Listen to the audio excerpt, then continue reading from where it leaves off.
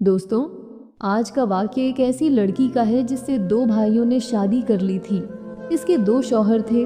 फिर जब उस औरत का बच्चा पैदा हुआ तो डॉक्टर्स की भी चीखें निकल गईं।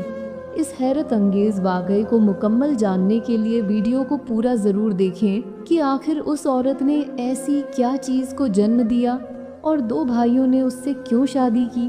मेरा नाम मारिया है। मैं अपने ख़ानदान की सबसे खूबसूरत लड़की थी और मुझे अपने कज़न से बहुत ज़्यादा मोह मोहब्बत थी, जो कि फ़ौज में था। मैं उससे बहुत मोहब्बत करती थी और वह भी मुझे पसंद करता था। हमारे घर वालों को भी पता था कि हम एक दूसरे को पसंद करते हैं। मेरे वालिद इस दुनिया में नहीं थे, मेरी माँ थी और उसके घर में उसकी माँ नहीं थी। सिर्फ वालिद थे और दो भाई थे और एक उनकी बहन थी। उनका वालिद बहुत ज़्यादा बीमार रहता था। हम हमारे ख़ानदान के बहुत से लोग इस मुल्क की खिदमत में शहीद हो चुके थे। मेरा अपना भाई भी शहादत का जाम नोश कर चुका था। हमारे माँ बाप ने हमारा रिश्ता पक्का कर दिया और हमारी शादी हो गई। मैं बहुत ज़्यादा खुश थी क्योंकि जिससे मोहब्बत की वही मुझे मिल गया। इसी तरह से दिन गुजरने लगे। वह हमेशा ही बाहर रहता था, कभी कभी घर आता था। मैं उसके वालिद का बहुत ख्याल रखती थी। उसका जो भाई था वह भी फ़ौज में था। वह भी बहुत ही कम घर आया करता था। मैं हमेशा अपने शौहर का इंतज़ार करती रहती। कोई ईद कोई त्यौहार होता और वह ना होता तो मुझे खुशी नहीं होती थी। लेकिन जैसे ही वह घर में दाखिल होता तो मेरे लिए ईद का माहौल बन जाता था। मैं अपने शौहर के लिए दिल से सच्ची सती और एक साथ वक्त गुजारते थे हम। लेकिन फिर अचानक से मेरी इस खुशी भरी ज़िंदगी में एक दुख ने डेरे डाल लिए। जब हमें पता चला कि फरहाद किसी ऑपरेशन में गया तो था, लेकिन वहाँ से वापस नहीं आया है। सबका कहना था कि वह शहीद हो गया है, लेकिन उसकी लाश नहीं मिली थी। उन लोगों का कहना था कि उसकी लाश को तलाश भी नहीं कर सकते क्योंकि बर्फानी पहाड़ थे और बर्फ़ बहुत ज़्यादा गिर गई थी। अब उसको तलाश करने के लिए न जाने कितने टन बर्फ़ उठानी पड़ेगी और ऐसा तो कोई भी नहीं कर सकता था। इस तरह की कहानी इलाके से पहले भी मंसूब थी और मुझ जैसी औरतें पहले भी थीं जिनके शौहर लापता हो गए और फिर सारी ज़िंदगी वापस ना आए। जाहिर है एक इंसान के ऊपर बर्फ़ का पूरा पहाड़ गिर जाए तो उसकी लाश को भी तलाश करना कितना मुश्किल है, और ये काम भी कौन करेगा। मुझ पर तो गमों के पहाड़ टूट पड़े थे। मेरी ज़िंदगी से सारी खुशियाँ ख़त्म हो गई थीं। मेरा शौहर इस दुनिया से चला गया। मेरी शादी को सिर्फ एक साल हुआ था। इस एक साल में भी वह सिर्फ 3 दफ़ा ही घर आया था। मेरे लिए सब लोग बहुत दुखी थे, लेकिन मेरा दुख कोई नहीं समझ सकता था। यह दुख सिर्फ मेरा था। फरहाद को तलाश करने की बहुत कोशिश की गई, यहाँ तक कि उसके बाबा जो कि बिस्तर पर पड़े थे, अब उन्होंने भी यह कहना शुरू कर दिया कि इतना ही बता दें कि मेरा बेटा मर गया है या नहीं। अगर मर गया है तो हम उसके लिए फातिहा पढ़ लें और अगर नहीं तो फिर हम उसका इंतज़ार करेंगे। लेकिन उन लोगों से जब पता किया तो उन्होंने कहा कि वह इस दुनिया में नहीं है, क्योंकि अगर होता तो हमें मिल जाता और मज़र्रत के साथ। लेकिन हम उसकी लाश भी नहीं ढूंढ पाएंगे। कोई अपना इस दुनिया से चला जाए, कितना बड़ा दुख है, और फिर आप उसको आखिरी दफ़ा देख भी ना पाए। उससे भी बड़ा दुख यह था मेरी ज़िंदगी इसी तरह से गुजरने लगी। मेरी माँ ने मुझे कहा कि अब तेरा घर में क्या काम है, तू वापस आ। मुझे यहाँ पर रहते हुए 2 साल हो गए थे। मैं उसकी बाप की खिदमत करती, उसकी बहन के लिए खाना पकाती, घर को संभालती थी। वह लोग भी मेरा बहुत शुक्र अदा करते थे और कहते थे कि बेटी तुम चली जाओ, अगर तुमने किसी और से शादी करनी है तो तुम कर लो। लेकिन मेरा दिल नहीं मानता था। इसी तरह करते कराते 5 साल गुजर गए। मेरी माँ एक दिन मुझे ज़बरदस्ती मौलवी साहब के पास ले गई। उनको सारा मसला बयान किया।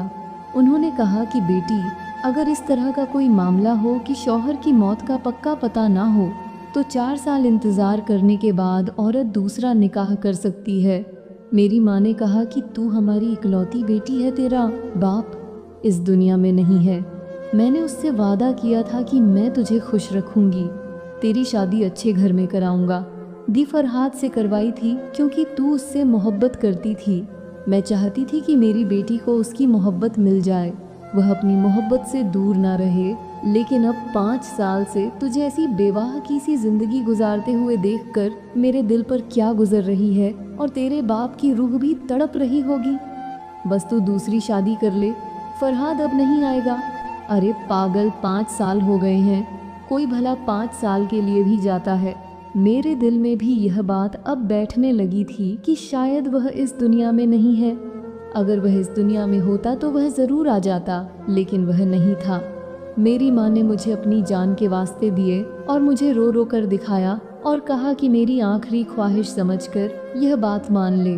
मेरे ससुर ने भी कहा कि बेटी तुम शादी कर लो, हमारा बेटा भी लगता है इस मुल्क पर कुर्बान हो गया है, हमें तो खुश होना चाहिए कि वह शहीद हुआ है। मैं रातों को उठ कर रोती थी। मुझे मुंह फरहाद की बहुत याद आती थी। फरहाद का भाई अफजल भी उधर ही काम करता था। वह फरहाद से 2 साल छोटा था। मेरी माँ ने मेरे रिश्ते की उससे बात की तो उसने फ़ौरन से हाँ कर दी, क्योंकि वह अपने भाई की बेवा को सहारा देना चाहता था। उसकी नीयत बुरी नहीं थी, लेकिन मैं उससे शादी नहीं करना चाहती थी। मैंने उसके बारे में कभी ऐसा नहीं सोचा था, लेकिन मेरी माँ ने ज़बरदस्ती मेरी शादी अफजल से करवा दी, जो कि पहले मेरा देवर था। मेरी माँ कहती कि मैं इस दुनिया से चली जाऊंगी तो तू अकेली रह जाएगी, मेरी रूह को भी सुकून नहीं मिलेगा। अफजल से जब मेरी शादी हुई तो उसने पहली रात ही मुझे यह कहा था कि भाई की मौत का मुझे भी बहुत दुख है, और मैं भी यह जानता हूँ कि तुम दोनों एक दूसरे से बहुत मोहब्बत करते थे। उसकी जगह पर तो आ गया हूँ, लेकिन जब तक तुम्हारा दिल मुतमिन नहीं होता तो तुम जैसे रहो रह सकती हो। मुझे अफजल की यह बात बहुत पसंद आई थी। फिर वक्त इसी तरह से गुजरने लगा। वक्त के साथ साथ हम दोनों ने एक दूसरे को कबूल कर लिया था। मेरे दिल में अभी भी फरहाद जिंदा था, मगर अब मेरा शौहर अफजल था, और मुझे पता था कि अब मेरी ज़िंदगी इसी के साथ है। यह ज़िंदगी 4 दिन की है, गुजर ही जाएगी। एक दिन वह सुबह सुबह उठा तो बहुत ही खुश था। उसने कहा कि आज उसकी सालगिरह है और उसकी मेरे साथ यह पहली सालगिरह है, तो आज के दिन वह खूब अच्छी तरह मनाएंगे। मैंने कहा कि क्या करोगे? तो उसने कहा कि मैं अच्छा सा खाना लेकर आऊँगा। तुम्हें आज खाना घर में पकाने की ज़रूरत नहीं है, तुम वही निकाह वाला जोड़ा पहनकर अच्छे से तैयार हो जाना। मैंने कहा कि ठीक है। वह फिर बाहर चला गया तो मैं तैयार होने लगी। आज मेरे चेहरे पर मुस्कुराहट थी। मुझे ऐसा लग रहा था कि अब कहीं जाकर मैंने अफजल को अपना शौहर कबूल कर लिया है, और अब मुझे भी उससे मोहब्बत होने लगी है। जब अचानक से दरवाजे पर दस्तक हुई, मैंने कहा कि शायद अफजल जल्दी आ गया है। जब मैंने जाकर दरवाज़ा खोला तो मेरे होश उड़ गए, क्योंकि सामने का मंजर मेरे लिए बहुत ही अजीब और हैरान कून था। सामने अफजल नहीं बल्कि फरहाद खड़ा था। उसकी हालत देखकर लगता था कि वह बहुत कमज़ोर हो चुका है, शायद बीमार रहा था या फिर किसी ऐसी जगह पर रहा था। हाँ, पर उसे ठीक से खाना नहीं मिला था। लेकिन मैं फ़ौरन ही पहचान गई कि यह तो फरहाद है। उसकी आंखों में भी आंसू थे। हम दोनों की हालत एक जैसी थी। वह मेरे करीब बढ़ा तो मैं 2 कदम पीछे हट गई। मुझे याद आ गया कि अब मैं तो अफजल की बीवी हूँ, उसकी नहीं। उसने कहा कि क्या बात है, मुझसे दूर क्यों भाग रही हो? मैं कितने सालों के बाद आया हूँ और तुम मुझसे दूर भाग रही हो, और अब्बा कैसे हैं? मैंने कहा कि सब ठीक है, तुम बैठो, मैं पानी लाती हूँ। मुझे कुछ भी समझ नहीं आ रहा था। मेरी हालत अजीब सी हो गई थी। ऐसा लगता था कि कोई जिंदा रहना चाहता है और अब उसके सामने मौत आकर खड़ी हो गई है, जबकि वह पहले मौत मांगता रहा। उसने बताया कि वह बड़े बुरे हालात में था। वह एक छोटे से गांव में फंस गया था, जहां पर लोगों को उसकी ज़ुबान भी नहीं आती थी। उसकी हालत बहुत बुरी थी। वह पाकिस्तान से निकलकर किसी और इलाके की हुदू-गिरो संगीत। मेरे भाई, मैंने तुझे बहुत याद किया। मैं बड़ी मुश्किल से यहाँ तक पहुँचा हूँ। अफजल का रवैया भी मेरी तरह हो गया था। थोड़ी देर बाद मेरी माँ भी वहाँ आ गई, क्योंकि उसको भी पता चल गया था कि फरहाद आया है। वह भी फरहाद का नाम सुनकर परेशान हो गई थी कि वह कहाँ से आ गया।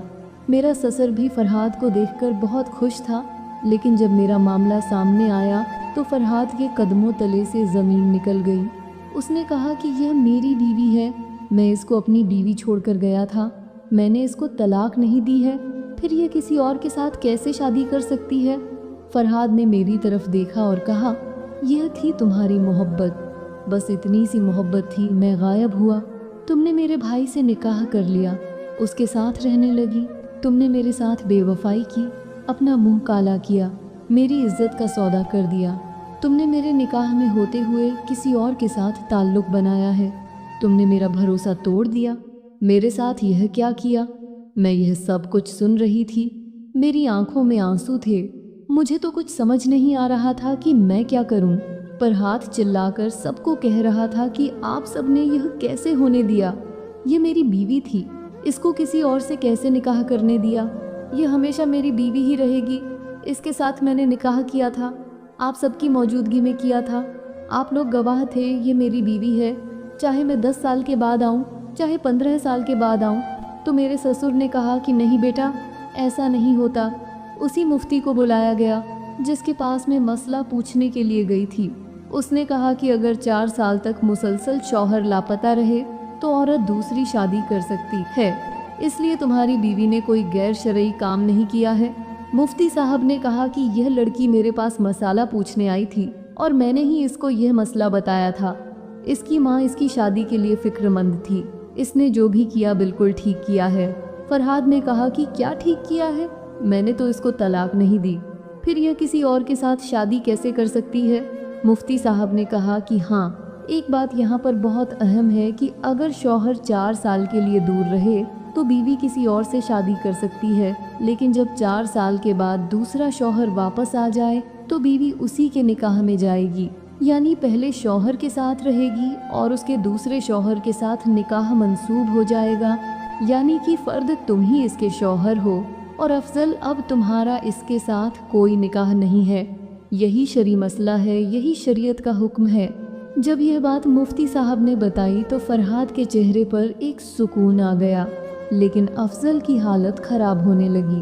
उसने कहा कि मुझे किस बात की सज़ा मिली? मेरे साथ ये सब कुछ क्या कर दिया? आप लोगों ने ऐसा नहीं हो सकता। मुफ्ती साहब ने कहा कि ऐसा ही हो सकता है।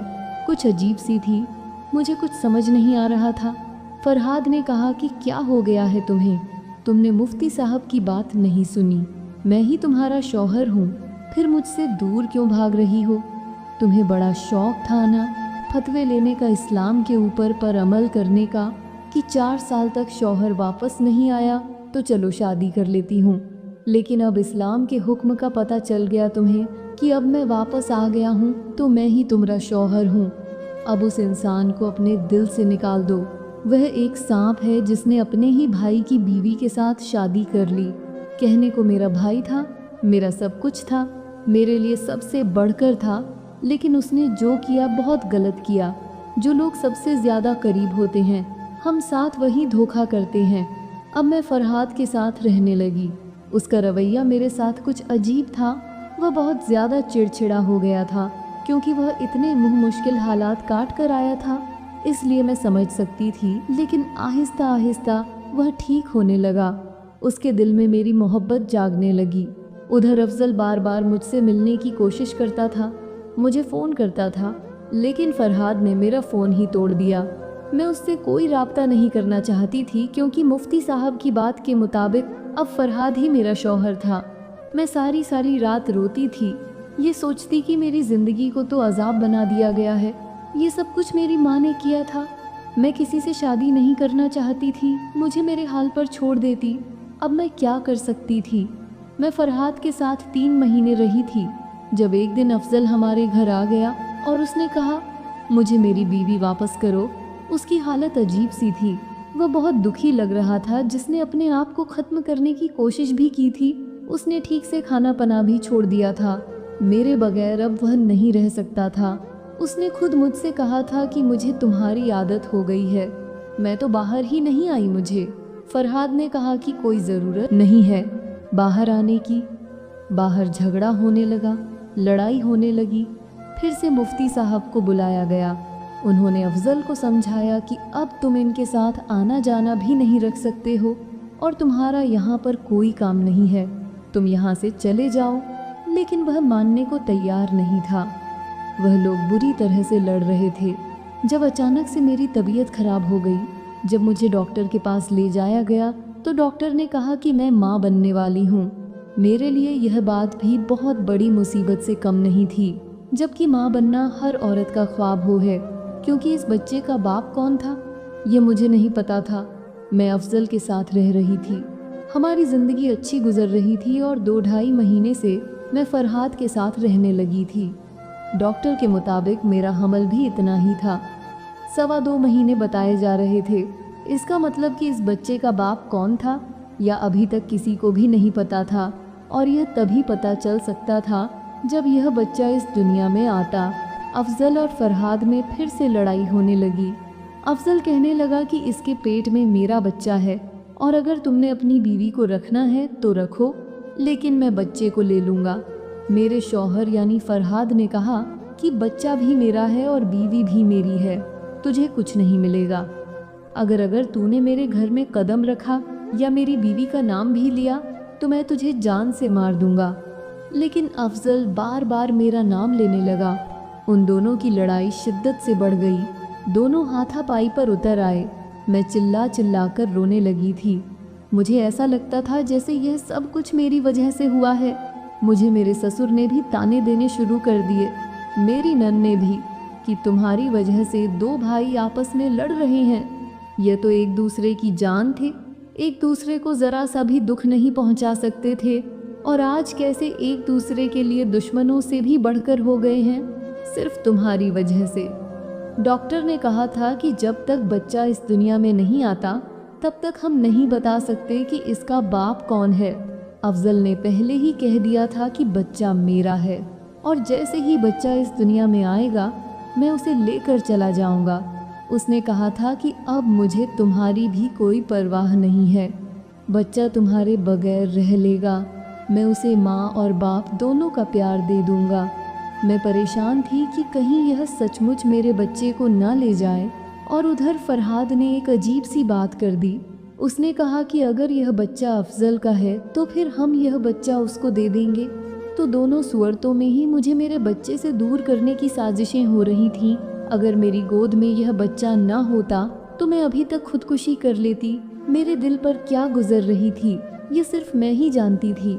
मुझे अफजल ने कहा था कि मुझे अब तुम पर कोई भरोसा नहीं है और तुम मुझे अपनी ज़िंदगी में वापस नहीं चाही हो, लेकिन अपना बच्चा मैं तुम्हारे पास नहीं रहने दूंगा।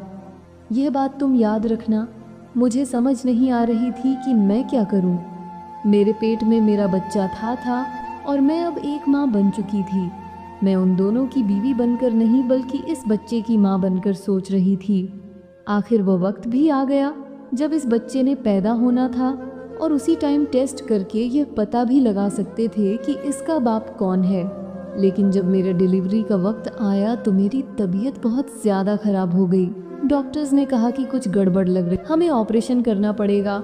और जब ऑपरेशन करके मेरे बच्चे को पैदा किया गया तो डॉक्टर्स की भी चीखें निकल गईं, क्योंकि मेरे बच्चे को पैदाइशी तौर पर ही एक जल्दी बीमारी थी, जिसकी वजह से वह बहुत ही ज़्यादा अजीब लग रहा था। ऐसा लगता था कि इंसान का बच्चा नहीं है। उसकी जिल्द बहुत ही अजीब तरह की थी, जैसे कोई दरख्त होता है, उसको जो भी देखता है उसकी आंखों में आंसू आते हैं, वह कानों को हाथ लगाने लगता। मेरा क्या कसूर था? क्या यह मेरी सज़ा थी? लेकिन मैंने तो ऐसा वैसा कुछ नहीं किया था। दरअसल यह उन दोनों की सज़ा थी जो इस बच्चे के ऊपर अपनी अना का खेल खेल रहे थे। कोई उसको मुझसे छीन लेना चाहता था तो कोई उसको खाना नहीं चाहता था। रिपोर्ट के मुताबिक यह बच्चा अफजल का था, लेकिन उसने इस बच्चे को लेने से इनकार कर दिया और फर्द ने कहा कि वह भी इसको नहीं पाले। अफजल तो हमेशा के लिए ही मंजिल से गायब हो गया, क्योंकि उसे सिर्फ अपने बच्चे तक ही मुझसे मतलब था। लेकिन जब मैंने फरहाद को कहा कि मैं इस बच्चे को पालना चाहती हूँ तो उसने कहा कि फिर मैं तुम्हें अपने साथ नहीं रख सकता। तो मैंने कहा कि ठीक है, तुम मुझे छोड़ दो। उसने कहा था कि तुम अफजल के पास वापस चले जाओ। मैंने कहा कि तुम कभी भी ऐसे इंसान नहीं थे, तुम्हें याद है हमने एक दूसरे से मोहब्बत की थी। उसने कहा कि अगर तुम्हें वह मोहब्बत याद होती तो तुम उसके साथ कभी शादी नहीं करती। तुम मेरे दिल से उतर गई हो। मैंने कहा कि तुम भी मेरे दिल से उतर गई हो। अगर तुम्हें मेरे साथ नहीं रहना तो बेशक मुझे छोड़ सकते हो। फरहाद ने मुझे तलाक दे दी और मैं वापस अपनी माँ के घर आ गई। अब इस बच्चे को लती हूँ। दुनिया वाले इसके बारे में जो भी बोलते हैं लेकिन मेरे लिए तो यह मेरी औलाद है, मेरे लिए मेरी जान से भी प्यारा है। मेरा बेटा, मैं हमेशा इसका ख्याल रखूंगी। डॉक्टर कहते हैं कि ऐसे बच्चों की उम्र ज़्यादा नहीं होगी, लेकिन मेरा बेटा मेरे पास रहेगा। मैं इसका इतना ख्याल रखूंगी कि इसको कभी कुछ नहीं होगा। बस अब यही मेरी ज़िंदगी का मकसद है। कभी कभी सोचती हूँ कि इस सब में मेरी क्या गलती थी, मेरा क्या कसूर था, लेकिन जो खुदा को मंजूर होता है वही होता है। आप लोग बताइए कि मैंने जो किया वह ठीक किया या नहीं, क्योंकि इन सब में मेरी कोई गलती नहीं थी। दोस्तों, वीडियो को लाइक और अपने दोस्तों और फैमिली में शेयर करना भी मत भूलिए और हमारे चैनल को सब्सक्राइब